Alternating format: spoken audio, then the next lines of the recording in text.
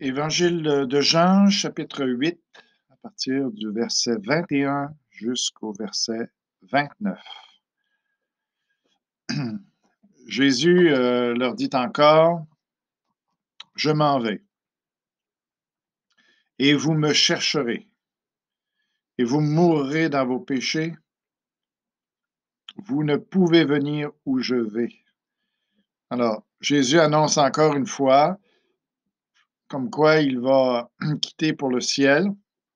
Les gens vont le chercher partout, évidemment, parce que c'est pas la façon habituelle des gens de quitter ce monde.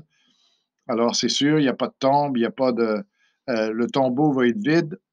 Alors, on va le chercher, c'est sûr. Mais Jésus dit, pour eux, ça ne leur profitera pas parce que la plupart d'entre eux n'accepteront pas sa mort et sa résurrection. Alors, ils vont mourir dans leur péché. Ça ne veut pas dire qu'ils vont décéder, qu'ils vont mourir physiquement, évidemment, puisque tout le monde meurt, mais ça veut dire qu'ils vont être séparés pour l'éternité de la présence de Dieu. C'est ça la véritable mort. Mort, c'est dans la Bible, c'est d'être séparé. Hein? Alors, quand on meurt physiquement, c'est que notre esprit quitte notre corps. Alors, ici, il dit, vous mourrez dans vos péchés parce que l'esprit ici va être séparé de Dieu pour l'éternité, va être séparé de l'esprit éternel qui est Dieu.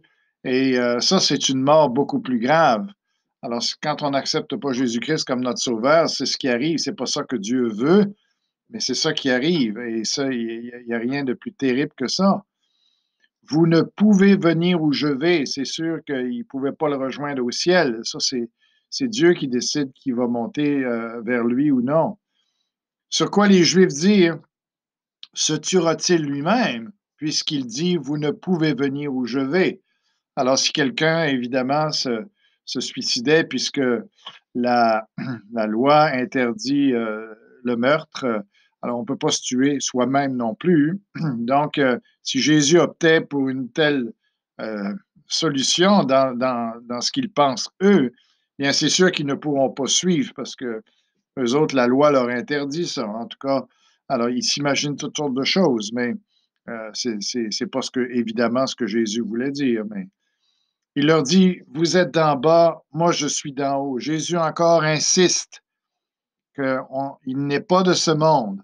Alors, soit, comme j'ai déjà dit, soit que Jésus est un fou, ou bien il est menteur, c'est le pire menteur qu'il y a jamais eu, ou bien il a d'autres intérêts pour dire ce qu'il... mais rien de cela n'est le cas parce que, en fin de compte, il dit la vérité. Il n'est pas de ce monde.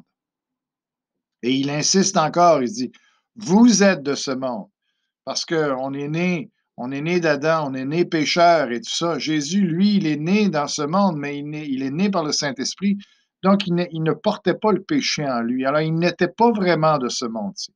Mais nous sommes de ce monde parce que nous sommes pécheurs. On a tous hérité de la même maladie, si on peut dire. Il dit, moi, je ne suis pas de ce monde. Il n'est pas comme nous. Et c'est ça qui fait toute la différence avec toutes les religions du monde. Jésus-Christ, lui, c'est pas une religion inventée par les hommes. Il vient du ciel et est venu nous dire la vérité de la part de Dieu. Alors, où on y croit ou on n'y croit pas, mais ça va faire toute la différence pour l'éternité. C'est pourquoi je vous ai dit que vous mourrez dans vos péchés, parce que eux sont pécheurs par nature, et puis ils n'arrivent pas à comprendre que Jésus vient d'en haut, et puis ils ne l'acceptent pas comme étant Dieu qui est venu dans ce monde. Alors c'est pourquoi je vous ai dit, vous mourrez dans vos péchés, car si vous ne croyez pas ce que je suis, donc avant même de croire à l'œuvre que Jésus a fait sur la croix, à ses miracles et tout ça, il faut d'abord croire qu'est-ce que Jésus est. Qu'est-ce qu'il est? Il est Dieu fait homme. Dieu qui a quitté le ciel pour venir sur cette terre, pour se révéler.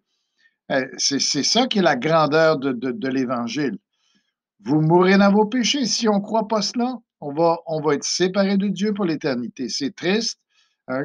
On ne souhaite pas ça à personne, mais c'est ce qui va arriver. C'est pour ça qu'il faut en parler. Qui es-tu? Lui dirent-ils. Jésus leur répondit, Alors, c'est sûr que là, ils sentent que Jésus est extrêmement sérieux. Alors, ils posent une question à savoir, mais t'es qui, toi, pour nous dire des choses comme ça? Ce que je vous dis dès le commencement. Alors, Jésus a rien caché. Il n'arrête pas de le répéter, que les autres sont d'en bas, qui est d'en haut, qui vient du Père et tout ça. Mais ils ne veulent rien comprendre. J'ai beaucoup de choses à dire de vous, parce qu'ils voient tout ça, leur mauvais comportement, leurs mauvaises paroles et tout ça. Il y a plein de choses que Jésus condamnait dans l'attitude des gens qui étaient autour de lui. En plus, et à juger en vous, Jésus voyait le cœur des gens. Il voyait pas juste leur action extérieure, il voyait leur cœur à l'intérieur. Alors, ce qui les condamnait encore plus. Mais celui qui m'a envoyé est vrai. Et ce que j'ai entendu de lui, je le dis au monde. Jésus nous a révélé ce que Dieu voulait qu'il soit dit. Ils ne comprirent point qu'il leur parlait du Père. Ils sont vraiment bouchés. Jésus leur dit donc, quand vous aurez élevé le Fils de l'homme, autrement dit, quand vous l'aurez mis sur la croix, en parlant de lui, alors vous connaîtrez ce que je suis. Oui, parce qu'il va ressusciter. Il ne restera pas mort. C'est là qu'ils vont réaliser, en tout cas certains vont réaliser que, ouais, on a tué celui qui venait du ciel, on a tué notre Sauveur, le Messie. Et après, il dit, et que je ne fais rien de moi-même. C'est sûr que s'il est ressuscité des morts, à ce moment-là, ça veut dire qu'il vient du Père et que tout ce qu'il a dit, finalement, c'était la vérité, mais que je parle selon ce que le Père m'a enseigné. Celui qui m'a envoyé est avec moi. Il ne m'a pas laissé seul parce que je fais toujours ce qui lui est agréable. Jésus est le seul à pouvoir dire qu'il est tout le temps en train de faire ce qui plaît à Dieu. Il est sans péché, alors que nous sommes des pécheurs qui avons besoin d'un sauveur.